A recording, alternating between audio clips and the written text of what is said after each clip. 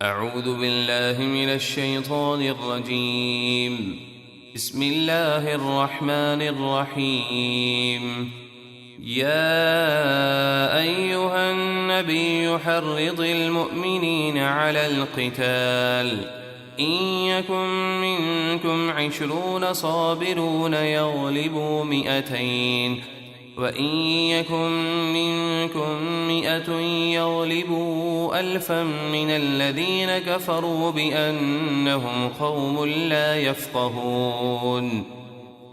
اے غیب کی خبریں بتانے والے نبی، مسلمانوں کو کافروں کے خلاف جہاد کی ترغیب دیجیے۔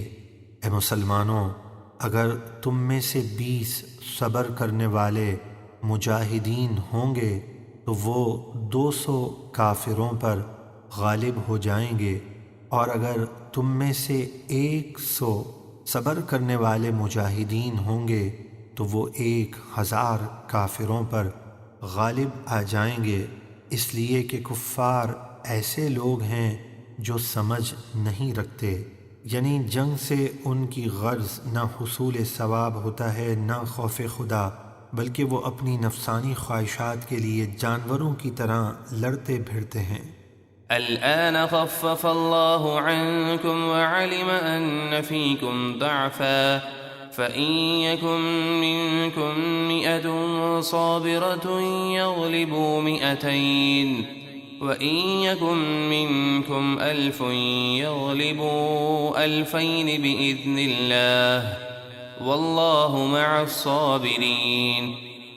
اے مسلمانوں، اب اللہ نے تم سے تخفیف فرما دی، یعنی حکم آسان کر دیا، اور اسے معلوم ہے کہ تم کمزور ہو، تو اگر تم میں سے 100 صبر کرنے والے ہوں تو وہ 200 پر غالب آئیں گے، اور اگر تم میں سے 1000 ہوں تو وہ اللہ کے حکم سے 2000 کافروں پر غالب آ جائیں گے، اور اللہ صبر کرنے والوں کے ساتھ ہے۔ ما كان لنبي أن يكون له أسرى حتى يثخن في الأرض تريدون عرض الدنيا والله يريد الآخرة والله عزيز حكيم۔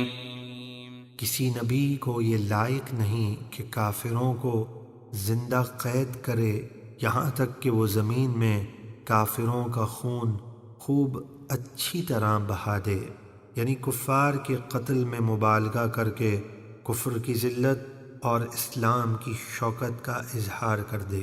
تم لوگ دنیا کا مال چاہتے ہو اور اللہ تمہیں آخرت کا اجر دینا چاہتا ہے، اور اللہ سب پر غالب بڑی حکمت والا ہے۔ لولا كتاب من الله سبق لمسكم فيما أخذتم عذاب عظيم۔ اگر اللہ کی طرف سے معافی کا حکم پہلے سے لکھا ہوا نہ ہوتا تو اے مسلمانوں، تم نے کافروں سے فدیے کا جو مال لیا اس میں تمہیں بڑا عذاب پہنچتا۔ فَكُلُوا مِمَّا غَنِمْتُمْ حَلَالًا طَيِّبًا وَاتَّقُوا اللَّهَ إِنَّ اللَّهَ غَفُورٌ رَّحِيمٌ۔ تو تم اس حلال پاکیزہ مال غنیمت میں سے کھاؤ جو تمہیں ملا، اور اللہ سے ڈرتے رہو، بے شک اللہ بہت بخشنے والا بڑا مہربان ہے۔ صدق اللہ العظیم۔